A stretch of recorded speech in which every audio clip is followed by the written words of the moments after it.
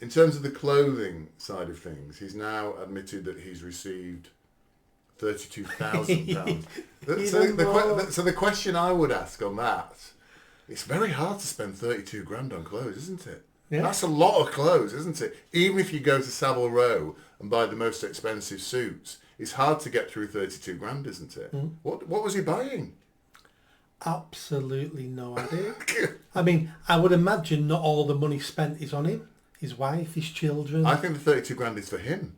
That's his clothing. Yeah, but I'm sure he's not. He may not have spent it all on him. He may have spent it on other stuff. He's a very foolish man. When the first one of these came out, knowing he had more money, he should have said, well, yes, that's what happened.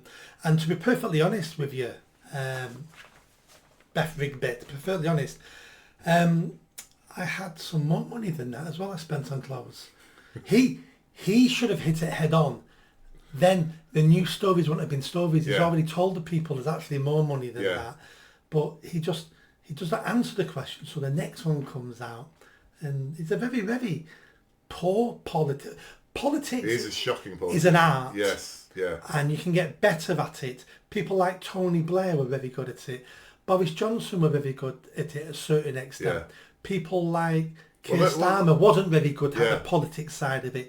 But there's a way of treating the press. There's a way of announcing stuff you know they're going to come at you with. Yeah. And he doesn't understand any of that. But it's also about charisma though, isn't yes. it, Nick? Because I think if you look at Tony Blair, and I voted for Blair, and I voted for Boris actually, so as you know, I've spanned the political divide.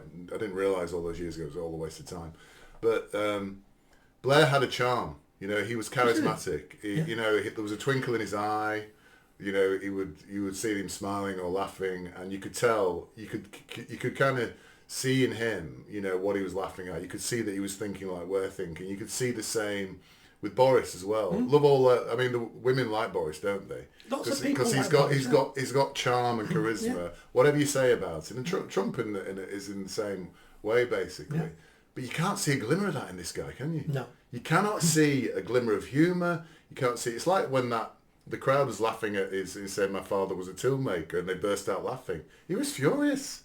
He didn't understand what they were laughing at. Didn't get the joke at all. He seems to totally be devoid of any sense of humour, and has no charisma around him or understanding, empathy. I think is probably the word we're looking for, isn't it? He's a robot. He's a bureaucratic robot. He has a plan of what he wants to do, one step after another step after another step. He doesn't want to divert.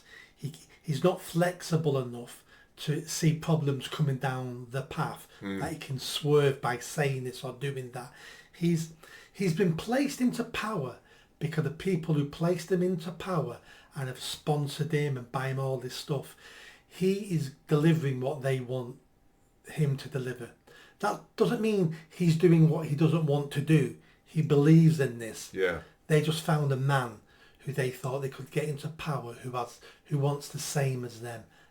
And he's just plodding along, and he's a robot. I saw a pundit on GB News, I think, was talking about it, and they were saying, why is he behaving like this? And he said something which I think I had thought of, but never articulated.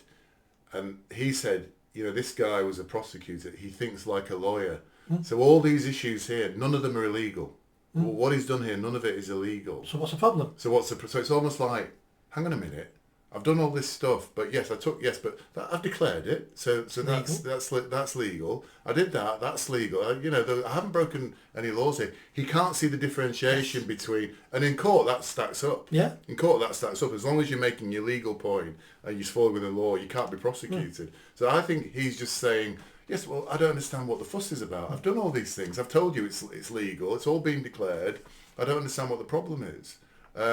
And he just doesn't understand. He cannot compute and understand the difference between the optics of what's happening and the legality. Because, of course, politics is not about legality, is it? It's about something very, very different. And I thought that was a really incisive observation, that he thinks like a lawyer. He does, but the very good lawyers also get it because, especially a barrister, because there have been many times where he's having to persuade a jury. Yes. Yeah. And the jury doesn't always go on evidence. Yeah. They go on if they like someone, as in the defendant or the prosecutor or the victim.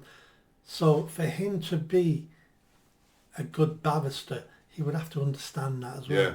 But again, how long was he a barrister? Yes. Because and was he a good barrister? we don't know. Yeah. He was clever enough to become a barrister, Yeah. but then why did he stop doing that and become a paper pusher, the top paper pusher at the CPS? Yeah. He doesn't have to deal with people one-on-one. Yeah. So he went down that road because he didn't have the skills.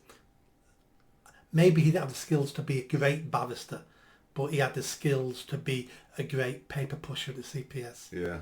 Did you enjoy that video? I think you did. Come on now, hit that bell, subscribe, comment. Let's build this channel. I need more followers, I need more subscribers. Be part of the journey. See you soon.